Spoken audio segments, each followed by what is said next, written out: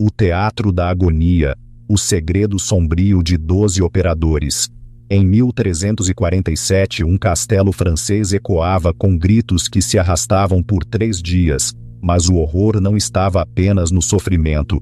O que você está prestes a descobrir vai abalar sua visão sobre a justiça medieval. Isso não era tortura comum, era algo muito mais sinistro. Por mais de 600 anos, historiadores tentaram enterrar essa história. Agora, você vai entender o porquê. O que vamos desvendar. 1. O dispositivo mortal. Uma engenhoca projetada para prolongar a morte por exatos 3 dias. 2. O preço da crueldade. Por que a realeza europeia pagava extra por esse método específico? 3. O mistério dos 12. A razão chocante pela qual eram necessários 12 operadores. E acredite, não é o que você imagina. A verdade é que 99% das pessoas que ouvem sobre torturas medievais nunca descobrem a história completa deste dispositivo. Elas pensam que sabem o que acontecia nas masmorras, mas a realidade é calculada e aterradora de uma forma que ninguém ousa imaginar. Se você está pronto para desenterrar um dos segredos mais perturbadores da história, clique em inscrever-se agora. O que vem a seguir vai fazer você questionar tudo o que sabia sobre punição medieval. Para entender o quão horripilante era esse dispositivo, precisamos mergulhar na própria essência da justiça medieval. Execuções públicas não eram apenas punição, eram da entretenimento. Quanto mais elaborada a morte, maior o espetáculo. No século XIV, a nobreza europeia competia para criar as mortes mais espetaculares. Não eram atos aleatórios de crueldade, mas performances cuidadosamente orquestradas para demonstrar poder e riqueza. Dispositivos de tortura eram símbolos de status, como um carro de luxo hoje. Mas há um detalhe que ninguém revela. A multidão não assistia apenas por diversão. Eles participavam de um ritual social complexo, que reforçava toda a estrutura de poder. Cada grito, cada momento de agonia, enviava uma mensagem clara. O que acontecia quando desafiavam a autoridade? A maioria dos dispositivos de tortura exigia 1 ou 2 executores. À roda, 2 no máximo. Mas um dispositivo era tão complexo, tão horripilante em sua precisão, que demandava 12 pessoas para operar corretamente. E o mais perturbador, não foi projetado para ser eficiente, foi projetado para ser lento, metódico, teatral. O que diferenciava este dispositivo não era apenas sua complexidade, mas seu propósito. Enquanto outros métodos visavam confissões ou justiça rápida, esta engenhoca servia a uma função totalmente diferente. E quando você descobrir qual era, entenderá por que ela quase desapareceu dos livros de história. Não saia ainda. O que vou revelar sobre o primeiro uso registrado deste dispositivo vai revirar seu estômago. O ano era 401 a.C. Executores persas haviam aperfeiçoado algo que chamavam de os barcos. Mas isso não era apenas um método de execução, era o avô do dispositivo que aterrorizaria a Europa medieval. E prepare-se, pois a escuridão é profunda. A vítima era despojada e colocada entre 2 barcos ou troncos ocos, com apenas cabeça, mãos e pés expostos. A parte sádica, forçavam a vítima a comer leite e mel até desenvolver diarreia severa. Mas o que faz a pele arrepiar é que isso era apenas a preparação. O mel era espalhado pelo corpo exposto, atraindo todos os insetos da região. Moscas, vespas, besouros.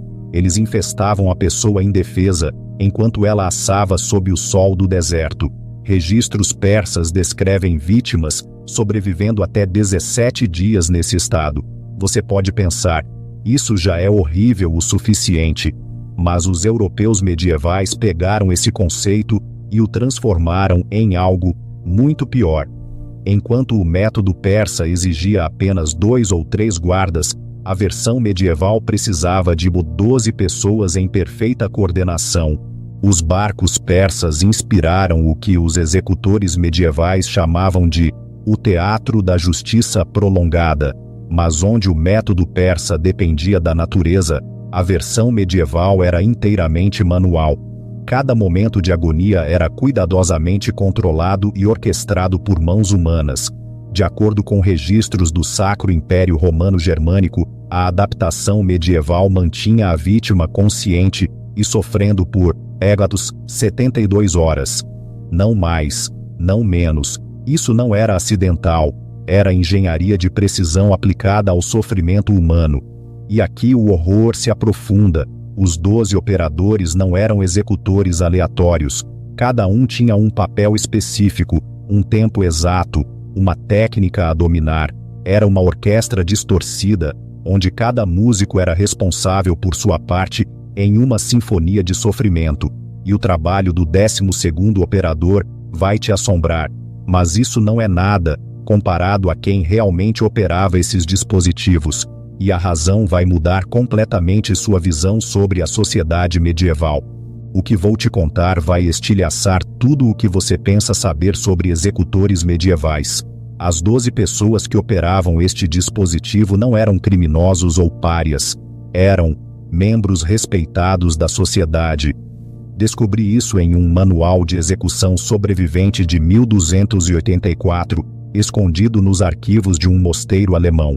O documento lista as qualificações exatas para cada uma das 12 posições, soando como um anúncio de emprego para artesãos qualificados.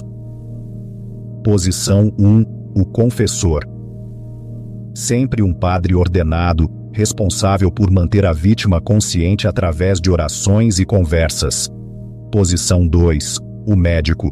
Sim, um médico de verdade encarregado de monitorar os sinais vitais para evitar que a vítima morresse rápido demais. Posições 3 a 6.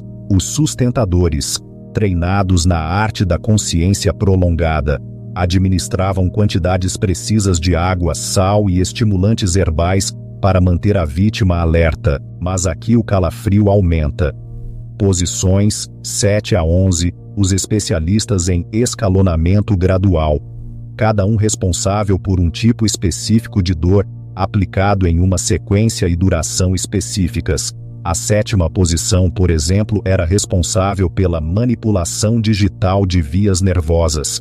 Em linguagem clara, especialistas em causar dor excruciante sem dano permanente que pudesse acabar com o sofrimento. E a 12ª posição. Isso vai te tirar o sono. Posição 12. O cronista. Sua função era documentar cada grito, cada súplica, cada momento da agonia de 72 horas, não para registros legais, mas para valor de entretenimento. Essas crônicas eram copiadas e distribuídas a outros nobres como uma forma de literatura distorcida. Famílias ricas colecionavam esses relatos como colecionamos livros hoje. Quanto mais detalhada e horripilante a crônica, mais valiosa se tornava. E o que torna isso ainda mais perturbador, tornar-se um dos 12 operadores era considerado uma honra. Essas posições eram passadas de pai para filho como títulos hereditários. Filhos aprendiam com seus pais as técnicas precisas para seus papéis. O treinamento levava 7 anos. 7 anos para aperfeiçoar a arte do sofrimento humano calculado. Mas espere até descobrir quem realmente pagava por essas execuções elaboradas. Não eram apenas reis e rainhas, eram pessoas que você jamais suspeitaria, e as razões vão te chocar. A história toma um rumo que vai gelar seu sangue. Registros da corte francesa revelam que solicitar o método de execução de 12 pessoas não era sobre justiça. Era sobre dar a festa definitiva. Em 1334, a duquesa de Aquitânia pagou o equivalente a 50.000 reais hoje para que um caçador condenado fosse executado usando o método de 12 pessoas. Mas o detalhe chocante, ela não fez isso porque o crime era hediondo. Ela fez isso porque estava organizando uma celebração de casamento.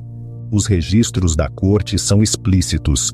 A execução foi agendada como o principal entretenimento do banquete de casamento de sua filha. Convidados jantariam no pátio do castelo, enquanto os 12 operadores trabalhavam à vista de todos. A duquesa não era incomum.